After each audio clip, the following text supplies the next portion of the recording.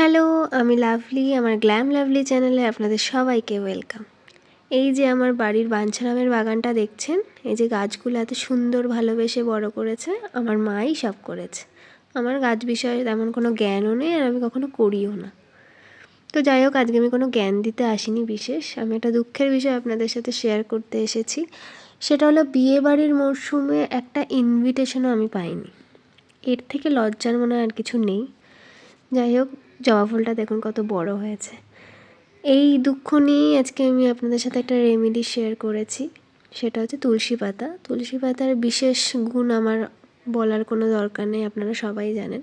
তো তুলসী পাতাগুলোকে তুলে আমি হালকা একটু গরম জলে, উষ্ণ জলে ভিজিয়ে রেখেছিলাম বেশ কিছুক্ষণ।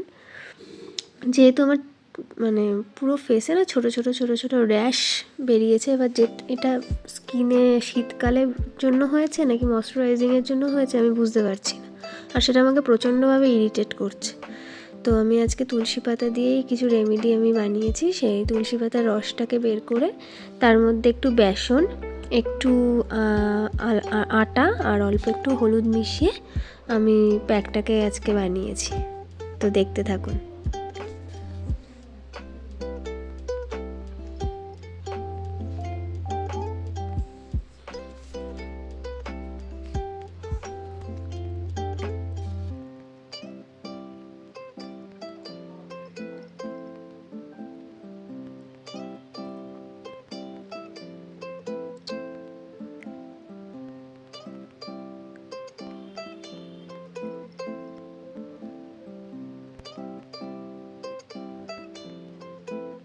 আপনারা যদি কোনো সময় প্যাক বানাতে যদি আপনার সময়ও না পান, মাঝে মাঝে তুলসী পাতা একটু তুলে হালকা একটু বেটে, যেখানে যেখানে এরকম র্যাশ বা ব্রণ টাইপের বেরায় না, তো ওখানে আপনারা শুধু তুলসী পাতাও এরকম রসটা যদি লাগিয়ে রাখেন তো দেখবেন কমে যায়। আমি অ্যাপ্লাই করে দেখেছি নিজে যে এটা সত্যি কাজে দেয়।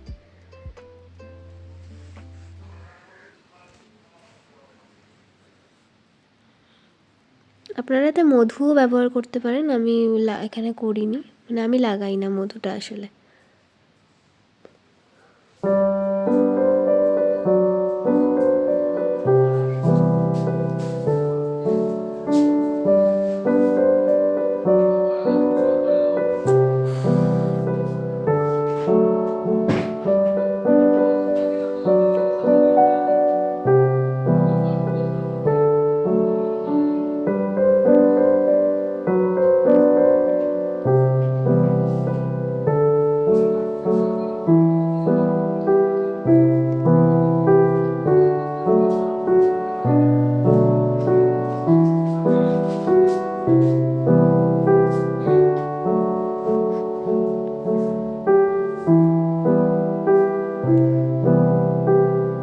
আসলে শীতের বেলা তো কীভাবে যে সময় কেটে যায় বোঝাই যায় না।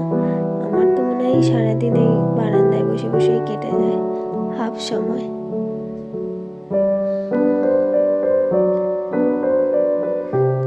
সারাদিন ভাবি সবাই শীতকালে সবাই কত জায়গায় ঘুরতে যায়, আমার সেটাও হয় না। বারান্দাটাই আমার ঘোরার জায়গা।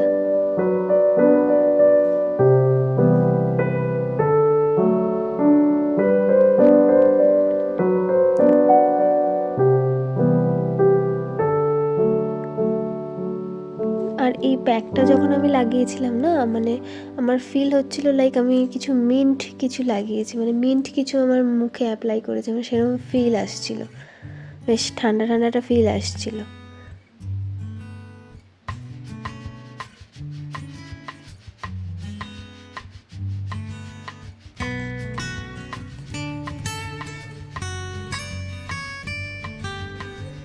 10-15 মিনিট রেখে আমি এটা ধুয়ে ফেলেছি। এটা সপ্তাহে 2 দিন ব্যবহার করা আমার মনে হয় স্কিনের জন্য খুব উপকার।